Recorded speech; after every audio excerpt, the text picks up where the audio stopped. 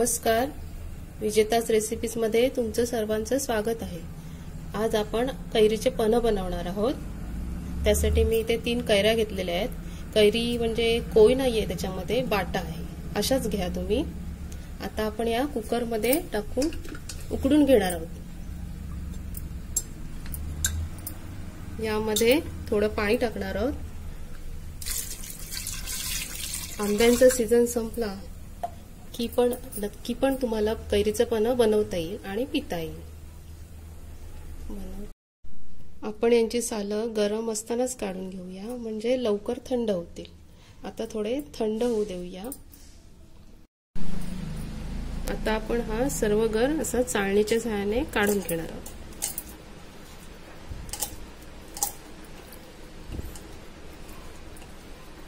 आपल्याला मिक्सरला नाही लावायचा, असं चाळणीतून काढून घ्या।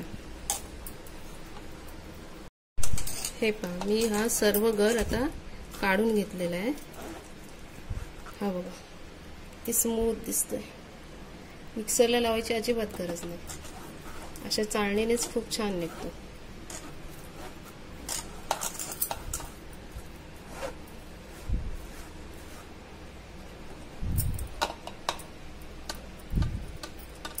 सर्व गर काढून घ्या।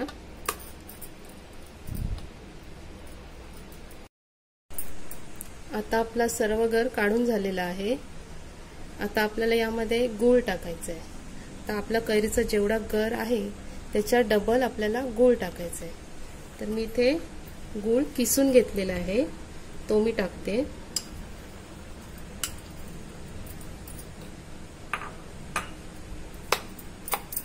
आणि आता आपल्याला चांगला मिक्स करून घ्यायचं आहे।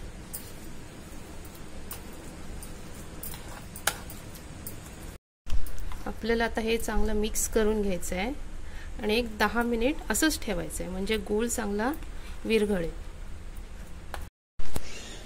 हे पहा, मी 10 मिनिट असंच ठेवलेलं, म्हणजे गूळ चांगला मिक्स होईल। आता आपला गूळ चांगला मिक्स झालेला आहे। आता आपण पन्ह करूया।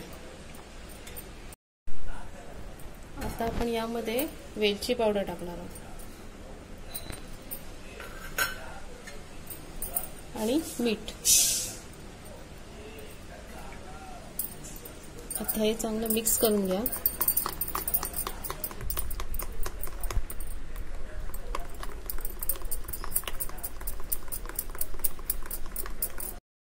आता आपण बर्फाचे क्यूब्स टाकूया।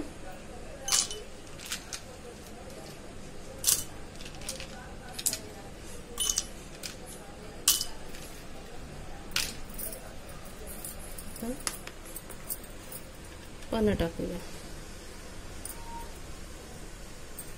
तुम्हाला किती हवंय त्याप्रमाणे टाका, 1-2 चमचे।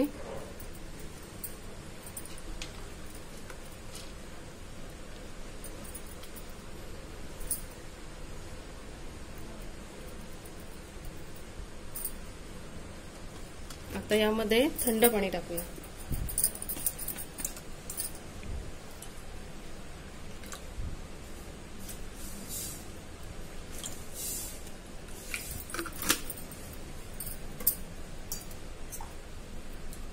मिक्स करून घ्या। तुम्हाला यामध्ये सब्जाचे बी टाकायचं असेल तर टाकू शकता।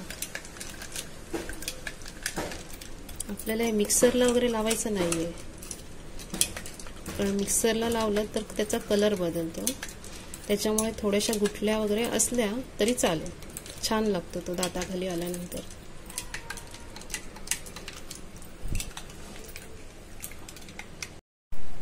तुम्हाला हवं असेल तर थोडीशी जिरे पावडर पण टाका।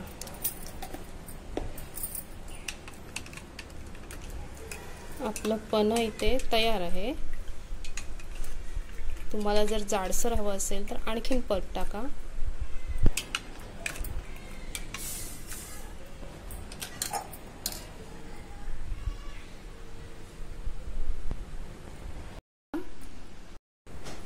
आता मी इथे बरणी घेतलेली आहे छोटी, चांगली स्वच्छ धुवून उन्हात सुकत लावलेली।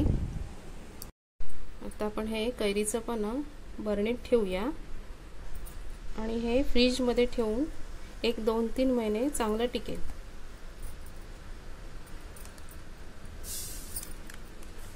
त्याला पाण्याचा अंश लावून देऊ नका आणि तुम्हाला जसं हवं असेल त्याप्रमाणे घ्या। हे पहा